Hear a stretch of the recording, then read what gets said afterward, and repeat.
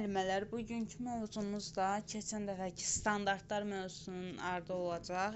Keçən dəfə fiziki inkişafın standartlarını izah eləmişdik, amma indi idrakın belə deyək də standartlarına baxacağıq. Deməli 2 bildik ki, idraki inkişaf sahəsinin 3 dənə əsas standartı oldu. Əşya vasitələr haqqında ilkin təsəvvürlər malik olduğunu nümayiş etdirir. 2.2-də nitqi dinləyib anlayır, rabitəli danışır və nitq etiketlərindən istifadə edir. 2.3-də isə sadə riyazi əməliyyatları yerinə yetirir. İndi biz 2.1-dən 2.2-ni izah edəcəyik müəllimələr. Deməli başlayaq 2.1-dən. 2.1-in də qeyd eləyək ki, 6 dənə standartı var da, 6 standart olaraq. İndi biz baxaq 2.1.1-ə. Baxın, öz adını deyir və yaxınlarını sadalayır. Yəni körpədir də, maksimum edə biləcək şey yaxın, belə deyək də, tanıdığı insanları sadalaya bilər və yaxud da ki, göstərə bilər. Yəni 1-2 yaşa aiddir. Öz adını deyir və yaxınlarını sadalayır. İkinci körpələr qrupunda isə özünü, ailə üzvlərini və vətənini adlandırır. Artıq baxın, ikinci körpələr qrupundan vətən anlayışı formalaşır. Yəni uşaq artıq vətəni adlandırmağı bacarır. Orta qrupda isə özü, ailəsi və vətəni haqqında suallara cavab verir. İkinci körpələr qrupunda vətənini adlandırırdı, özünü, ailəsini, vətənini. Amma orta qrupdan etibarən dedik ki, özünü, ailəsini və vətəni haqqında suallara cavab verir artıq. Böyük qrupda özü, ailəsi, vətəni haqqında bir növ belə deyək, məlumat verir də. Milli mənsubiyyət, vətən, daha sonra əşya vasitələr, özü haqqında yəni bir növ məlumat verir. Məktəbazlıq qrupunda isə özü, ailəsi və vətəni haqqında kiçik təqdimatlar edir. Baxın müəllimə, təqdimat, yəni körpələr qrupunda təqdimat sözünə rast gələ bilməzsiniz heç vaxt. Yəni təqdimat mütləq məktəbazlıq qrupunda olur. Uşaq belə deyək də, yetkin bir fərd kimi formalaşmalıdır ki, tam inkişaf eləməlidir ki, o bir növ belə deyək də, təqdimat bacarıq formalaşdıran həmən uşaqda. Ona görə də bir növ belə deyək də, təqdimatlar sırf məktəbazlıq qrupundadır. Daha sonra biz nəyə baxaq? Biz indi baxaq 2.1.2-yə. Burada da dedik ki, sadə suallar belə deyək də, sadə suallara reaksiya verir. Körpənin edəcəyi maksimum şey nə ola bilər? Sadə suallara bir növ reaksiya verər də. Məsələn, uşağa hər hansısa bir sualı verəndə reaksiya verir həmən suala.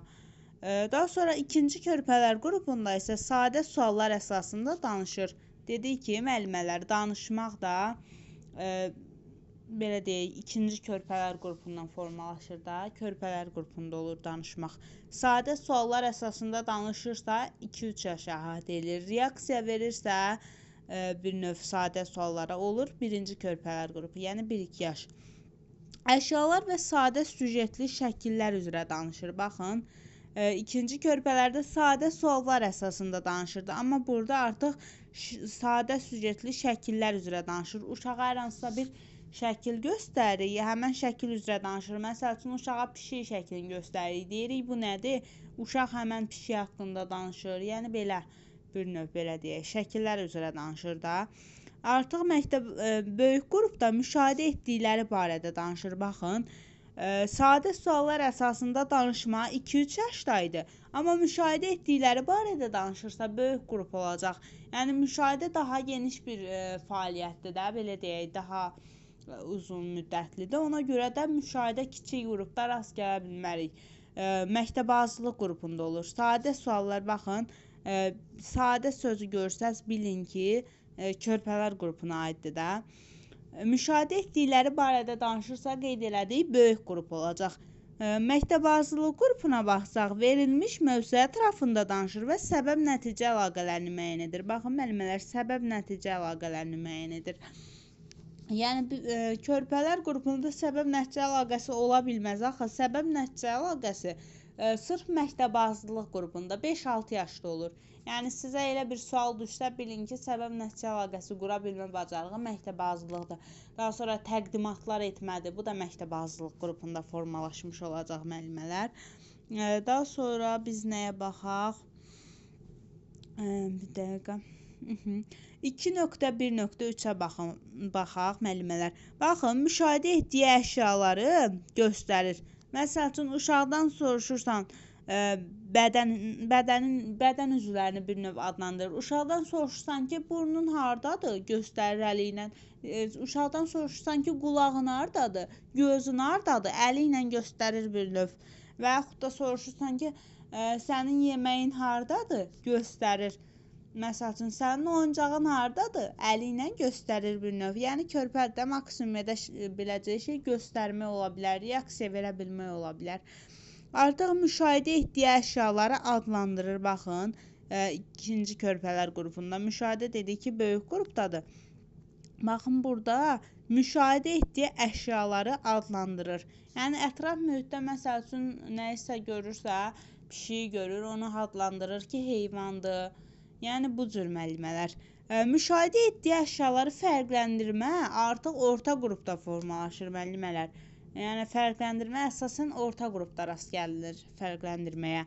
Artıq ətraf aləmdə baş verən hadisələr adlandırır böyük qrupda.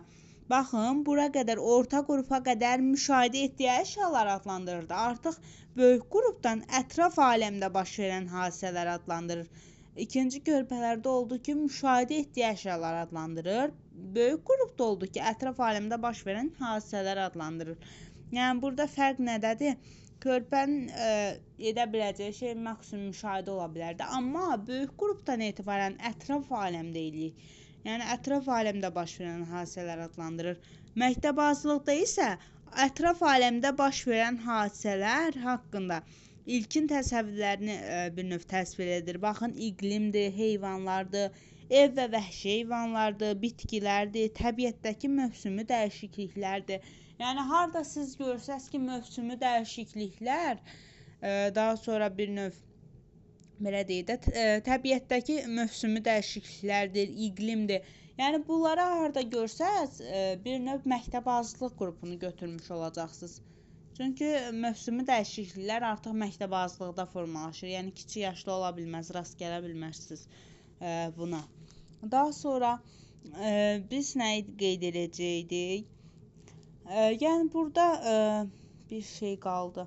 Aha, dedi ki, müşahidə etdiyi əşyaları adlandırır. Bir də ki, qeyd elədik ki, ətraf aləmdə baş verən hadisələri adlandırır da.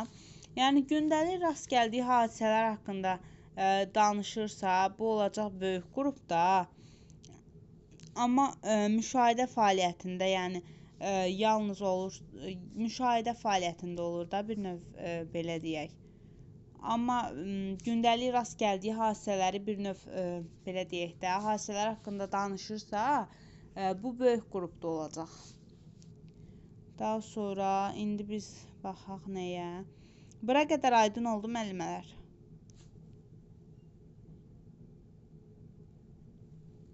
Müəllimələr. Bəli, müəllim aydın oldu. Aha, lap yaxşı. İndi baxaq 2.1.4-ə baxaq. Baxın, burada da qeyd olunub ki, böyüklərin göstərişi ilə tanış obyektləri göstərir. Uşaqdan soruşsan ki, oyuncağın hardadır? Göstərir. Və yaxud deyirsən ki, pişiyin hardadır? Göstərir. Yəni, böyüklərin göstərişi ilə. Böyüklərin göstərişi ilə uşaq hər hansısa bir hadisəni edirsə, bilin ki, bu kiçik qrupdur da, yəni körpələr qrupudur. Artıq baxın, ikinci körpələr qrupunda canlı və cansız obyektləri adlandırır. Uşaqdan soruşursan, daşı göstərsən, deyirsən, bu nədir? Deyir, daşdır. Torpağı göstərsən, deyirsən, bu nədir? Deyir, torpaqdır. Artıq bir növ belə deyək də, əşya və hadisələri adlandıra bilir də, ikinci körpələr qrupundan etibarən. Orta qrupa baxsaq, canlı və cansız aləmin obyektlərini əlamətinə görə fərqləndirir.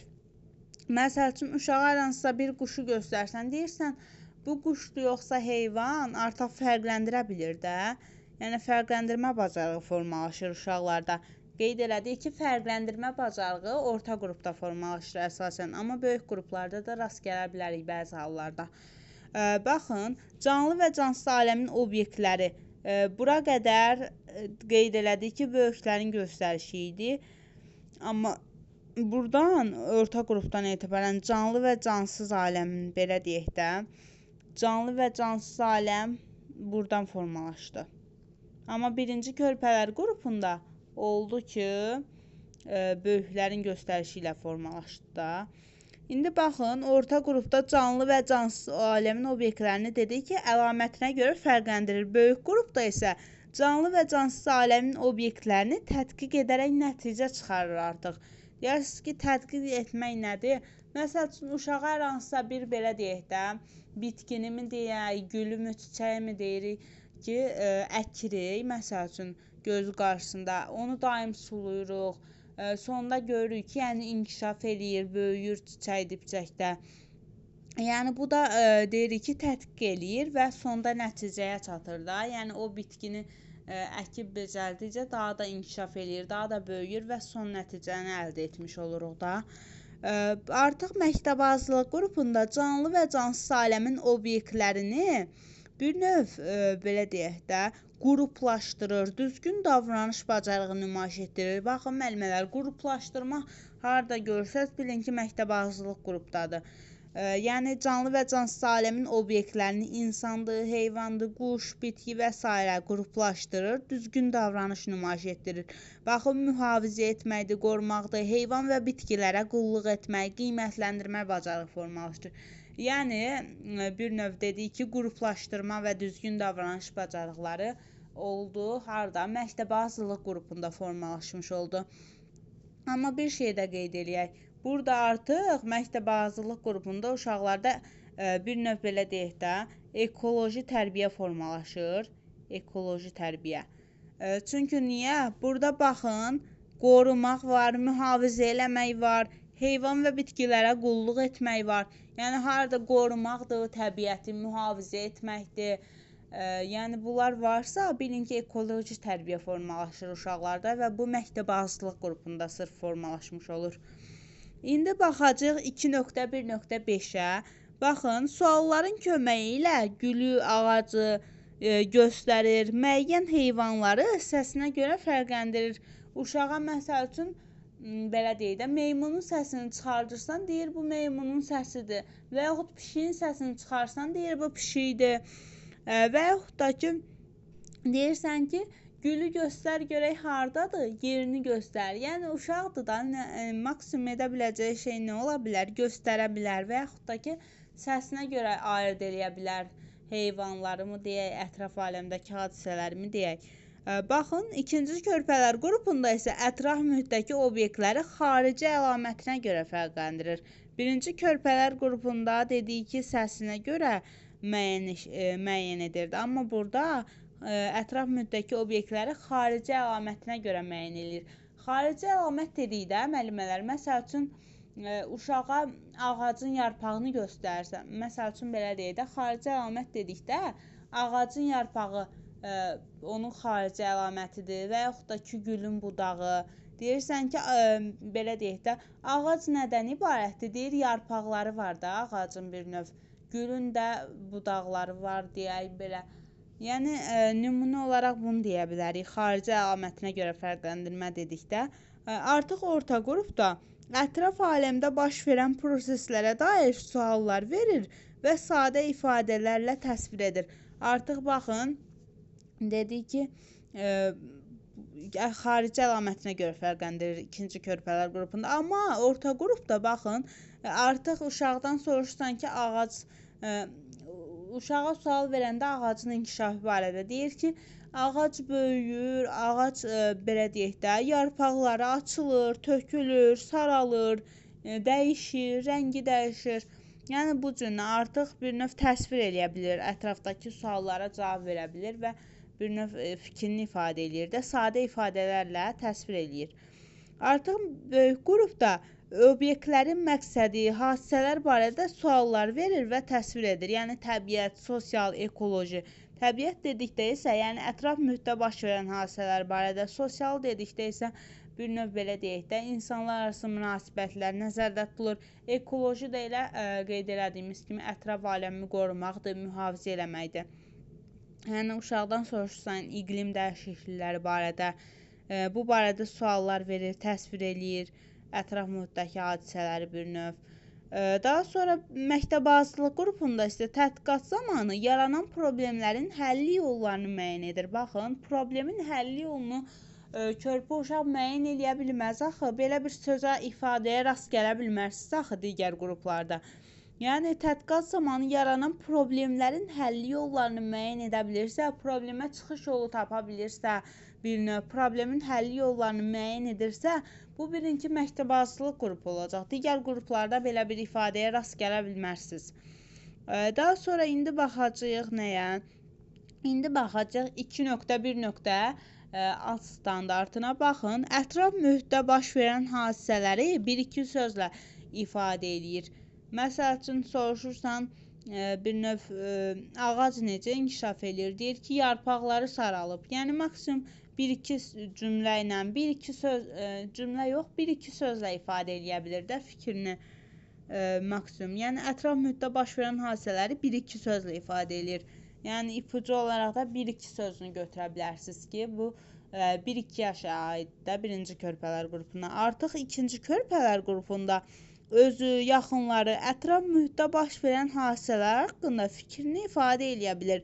Baxın, birinci körpələr qrupunda sırf ətraf mühitdə baş verən hadisələri bir-iki sözlə ifadə edir. İkinci körpələr qrupunda isə artıq özü, yaxınları haqqında da məlumat verir və ətraf mühit haqqında da bir növ, belə deyək də, fikrini ifadə edir.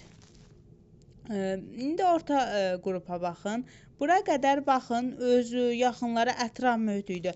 Artıq orta qrupdan etibarən gündəlik rast gəldiyi hadisələri müəyyən edir də, bir növ belə deyək. Baxın, orta qrupda deyilir ki, gündəlik rast gəldiyi, ona tanış olmayan obyekt və hadisələr haqqında məlumat almaq üçün suallar verir. Yəni, maksimum edə biləcəyi şey suallar vermək olur da və yaxud da ki, orta qrupda bir növ suallara cavab verir, sualları ünvanlayır. Böyük qrupda isə gündəlik rast gəldiyi hadisələrin səbəb-nəticə əlaqələrini müəyyən edir. Demişdik ki, səbəb-nəticə əlaqəsi görsək, məktəbazlıq qrupunu götürəcək. Amma burada, sırf burada da gündəlik rast gəldiyi səbəb-nəticə hadisələri haqqında danışırsa, bunu böyük qrupda götürəcəyik. Aydın oldu müəllimələr. Yəni, sırf bir növ belə deyək də, gündəlik rast gəldiyi hadisələri müşahidə fəaliyyətində yalnız səbəb-nəticə əlaqəsini götürəcəyik burada, böyük qrupda. Amma digər səbəb-nəticə əlaqəsini biz harada görsək, məktəbazlıq götürəcəyik. İndi baxacaq 2.1.6-ya. Baxın, burada deyir ki, səma cisimləri və iqlim xüsusiyyətləri soyuq bölgələrdə uzun, soyuq qış, yay, isti bölgələrdə qışın olmaması və s.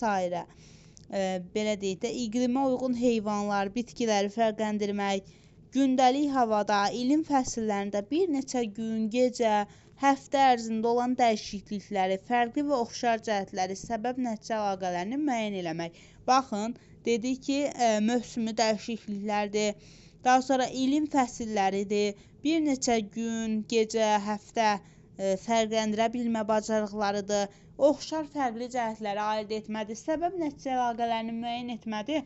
Bunları harada görsəz bilin ki, məktəbazlıq qrupunu götürmüş olacağıq müəllimələr. Bura qədər aydın oldu.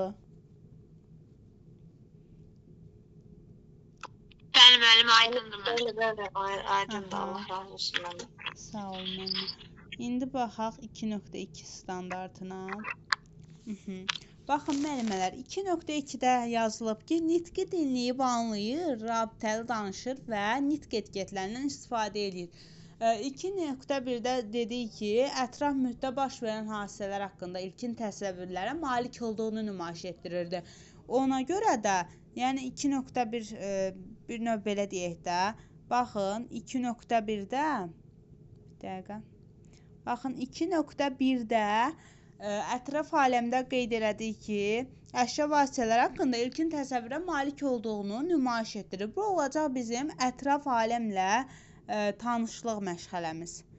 Ətraf aləmlə tanışlıq. Yəni bu standartı bilsəz, bilin ki, bir növ belə deyək də, ətraf aləmlə tanışlıq mövzusunu öyrənmiş olursunuz.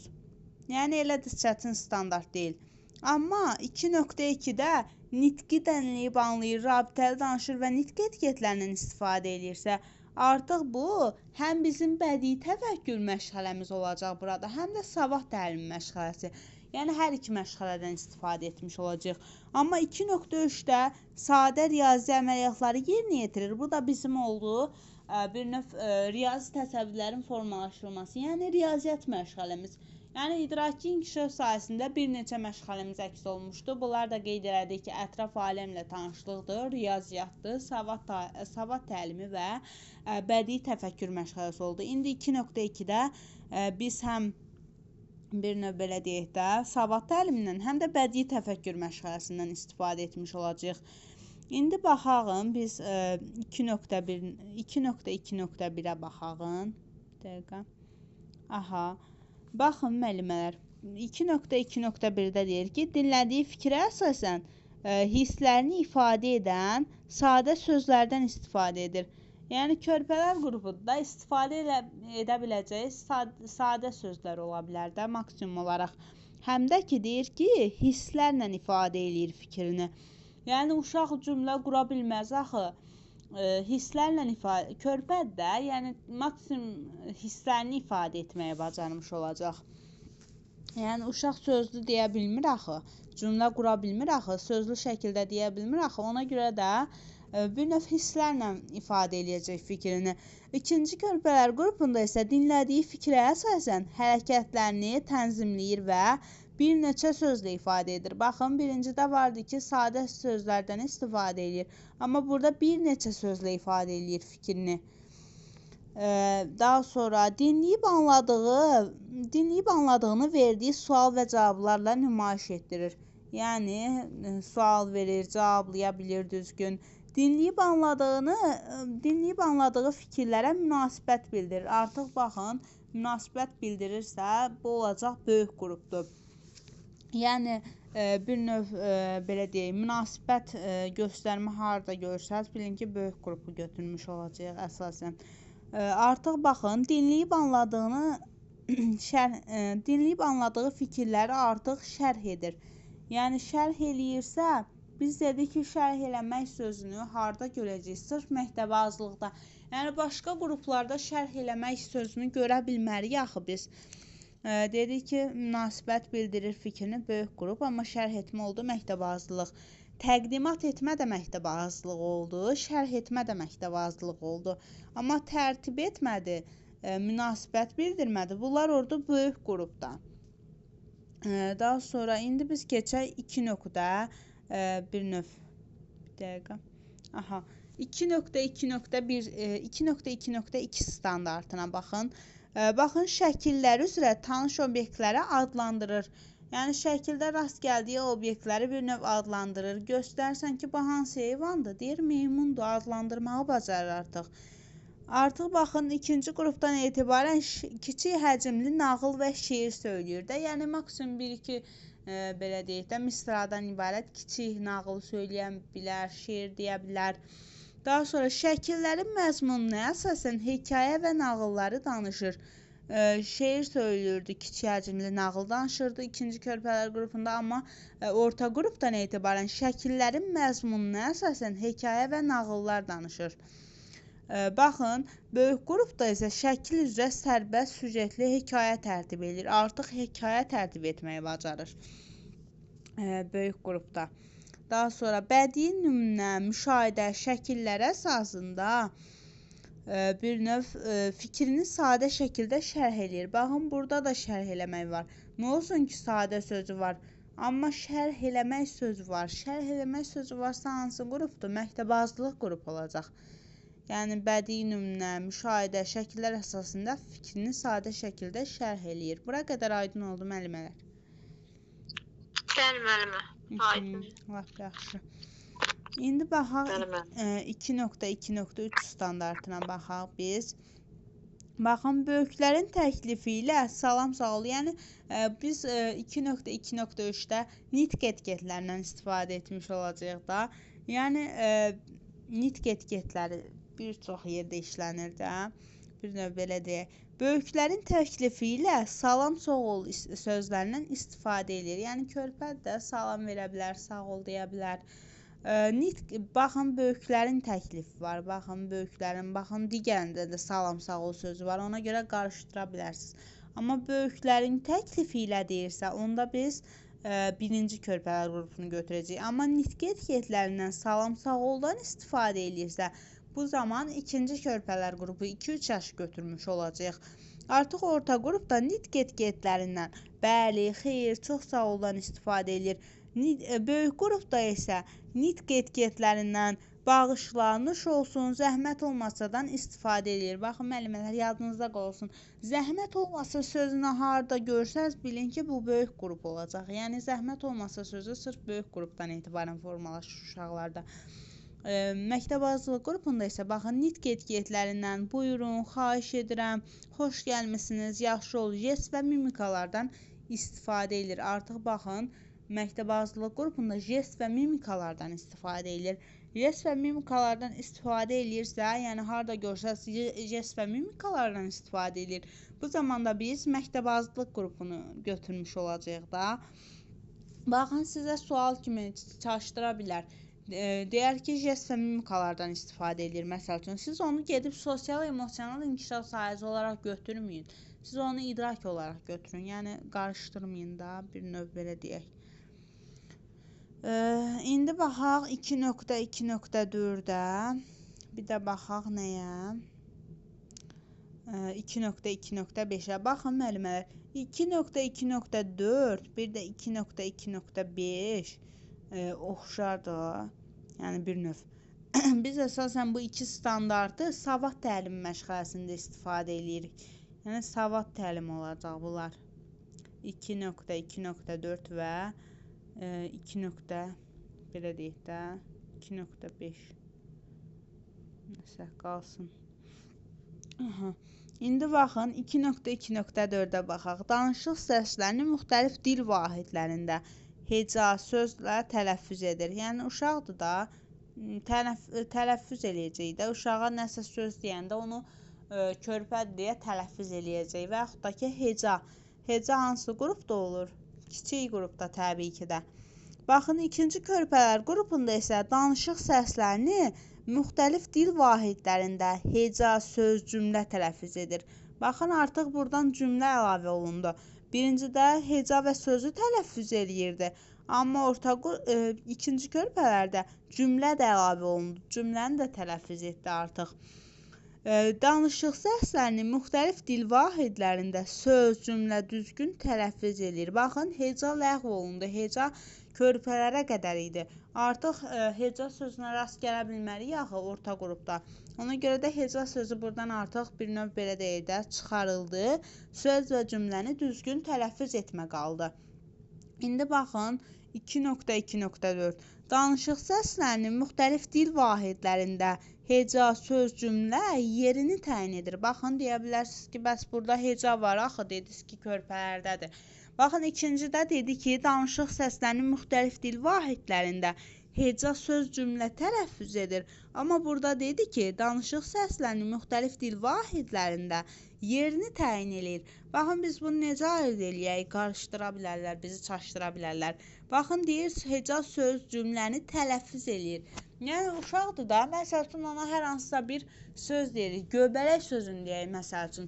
Uşaq onu bir-bir tələffüz eləyəcək. Göbələk. Amma böyük qrupda deyir ki, heca, söz, cümlə yerini təyin edir. Artıq yerini müəyyən eləyə bilir. Məsəl üçün, göbələk sözünü hecalara böləndə artıq uşaq onu tələffüz eləmir də. Bir növ belə deyir, yerini təyin edir. Məsəl üçün, deyirsən ki, ikinci heca hansı yerə düşür? Uşaq bax, göbə. Yəni, belə ayırt eləyə bilir də, yerini təyin eləyə bilir. Aydın oldu, müəllimələr? Aha, indi... Bəli, müəllimə. Hecanın yerini təyin eləyirsə bir qrupdur, amma eləcə heca körpələrdir. Aha, yəni hecanı tələffüz eləyirsə körpələrdə, amma yerini təyin edirsə böyükdür. Heca belə deyib, hərf və səsləri bir növ fərqləndirir. Baxın, fərqləndirmə dediyi orta qrupdadır. Amma burada deyir ki, hərf və səsləri səs təhlili üzrə işdir. Kəsmə, əlifba vasitəsilə sözlərin düzülüb oxunmasını artıq fərqləndirir. Baxın, siz harda görsəz ki, bir növ belə deyək də, əlifba. Əlifba sözünü siz harda görsəz, bilin ki, əlifba sırf məktəbazlıq qrupunda olur da bir növ. Yəni, əlifbadan məktəbazlıq qrupunda istifadə olunur sadəcə. Yəni, digər qruplarda əlifba sözünə rast gələ bilmərsiniz axı. Yəni, körpə uşaqla əlifba işi aparılmır. Əlifba sırf məktəbazlıq qrupunda formalaşır uşaqlarda bir növ. Daha sonra indi baxaq biz nəyə? İndi baxaq 2.2.5-ə. Dedik ki, bu da savad təlimi oldu. Dedik ki, danışığında 1-2 sözdən ibarət sadə cümlələr qurur. Yəni, uşaqdır da 1-2 sözdən ibarətdir. Baxın, yəni 1-2 söz kimi də ipucu olaraq götürə bilərsiniz ki, 1-2 yaşda. İkinci körpələr qrupunda isə danışığında 2-3 sözdən ibarət sadə cümlələrdən istifadə edir. Bu da 2-3 yaş oldu. Artıq orta qrupuda isə danışığında 2-4 sözdən ibarət sadə cümlələrdən istifadə elədi. 2-4 sözdən ibarətdirsə, bilin ki, 3-4 yaşa, yəni orta qrupa aid olmuş olacaq. Artıq baxın, 4-5 cümlədən ibarət mətn qurur. 4-5 sözünü görsəz, bilin ki, 4-5 yaşdır. Amma mətn qurma var. Baxın, mətn qurma bura qədər yox idi axı. Mətn qurma bacarığı sırf böyük qrupdan formalaşır. Bu da yadınızda qalsın. Məktəbazlıq qrupunda isə qeyd olundu ki, verilmiş səs üzrə sözləri seçir. Səslərdən hecalar, hecalardan sözlər, sözlərdən cümlələr, cümlələrdən şifahi mətnlər qurur.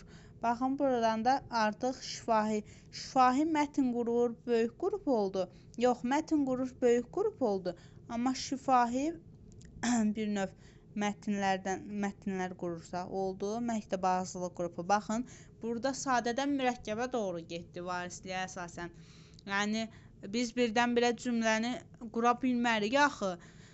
Söz olmalıdır, sözdən bir növ belə deyək də, səs olmalıdır, səsdən heca yaranmalıdır, hecadan sözlər yaranmalıdır, sözlərdən cümlələr yaranmalıdır ki, sonda biz mətn qura bilərik. Yəni, sadədən mürəkkəbə doğru pillə-pillə, yəni belə deyək də, formalaşmış oldu.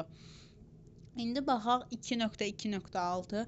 Baxın, biz bundan əsasən inteqrasiya məqsədi ilə istifadə edirik. Yəni, 2.2.6 inteqrasiya xarakteri daşıyandır. Məsəl üçün, baxın, nitqində böyük, çox sözlərindən istifadə eləyir. Nitqində əşyaların rəngini və formasını bildirən sözlərdən istifadə eləyir artıq ikinci körpələr qrupunda. Nitqində böyük, çox sözləri oldu 1-2 yaşa. Nitqində əşyaların rəngini, formasını bildirən sözlərdən istifadə eləyirsə, oldu ikinci körpələr qrupu. Artıq baxın, orta qrupda deyir ki, nitqində əlamət, hiss bildirən sözlərdən istifadə eləyir artıq. Amma böyük qrupa baxsaq, nitqində əlamət, keyfiyyət, hiss bildirən sözlərdən ifadə edir. Bax, qarışdıra bilərsiniz. Nitqində əlamət və hiss bildirən sözlər deyirsə, orta qrupu götürür. Amma nitqində əlamət, keyfiyyətdə deyirsə, hissdə deyirsə, yəni burada keyfiyyət sözü artıq əlavə olundu. Ona görə biz götürəcəyik, böyük qrup olacaq, 4-5 yaş. Artıq baxın, 5-6 yaş deyirsə, nitqində əlamət, keyfiyyət, hiss bildirən, əks və eyni mənalı sözlərdən istifadə edir. Hekayə və nağılın məzmununa uyğun bir növ istifadə edir. Baxın, nitqində əlamət, keyfiyyət, hiss oldu böyük qrupda. Amma burada deyir ki, nitqində artıq əlamət, keyfiyyətdən əlavə, hiss bildirməkdən əlavə, əks və eyni mənalı sözlərdən istifadə edir. Yəni əks və belə deyək də, əks və eyni mənalı sözlərdən istifadə edirsə, bu olacaq məktəbazlıq qrupu. Məsəl üçün, yəni 2.2.6 inteqrasiya xarakteri daşıyan bir standartdır. Yəni əsasən inteqrasiya kimi götürə bilərik. Məsəl üçün belə deyək, meyvələr mövzusunu keçirən, məsəl üçün uşaqlara meyvələr hansı olacaq? Ətraf aləmlə tanışlıq olacaq da, düzdürmü? Çünki uşaqlar bir növ meyvələrlə, ətraf mühitdə olan əşyalarla, hadisələrlə tanış olurlar da. Biz bunu ətraf aləmlə tanışlıq götürəcəyik mövzu olaraq meyvələr mövzusunu. Amma inteqrasiya etmiş olsam, mən meyvələr mövzusunu 2.2.6 ilə ətraf aləmi, yəni 2.2.6 ilə inteqrasiya edəcəm. Nəyə görə? Məsəl üçün, uşaqdan soruşuram meyvə haqqında. Deyir ki, əlamətini bildirir, hiss bildirir və yaxud keyfiyyətini bildirir. Deyirsən ki, meyvə necədir? Deyir, meyvənin rəngi sarıdır və yaxud da, məsəl üçün soruşuram ki, çiyələk necədir? Deyir, çiyələk qırmızıdır. Deyirəm, quruluşu necədir? Deyir, yumru, dairə formasında. Yəni, bir növ fikrini ifadə eləyir də. Deyirəm, quruluşu necədir? Yəni, bu tipdə əlamətini, keyfiyyətini bildirir də. Bir növ uşaq sadalayır artıq meyvə haqqında xüsusiyyətləri. Aydın oldu müəllimələr? Bəli, müəllim, aydın oldu. Lap yaxşı. Əgər yorulmadısa, istəyirsə digərində izah eləyək. Yoxsa yox? Müəllim, siz yorulmuşsunuz, siz yorulmamışsınız eləyim. Bu arada sizin testlərinizdə birinci yer tutdum. Lap Həm sizə qulaq asıram, Allah haqqı. 44-dən 40-ını düz yazdım, birinə çatmadım. Eyb yox, müəllim, əsas dərsə qulaq asın, test sonra da eləməyəm. Allah haqqı, qulaq asıram, açar sözləri beynimə yazıram. Müəllimə. Aydın oldu müəllimələr? Oldu. Mənim aydın oldu. Bəlkə yazmasam gələndə sizə.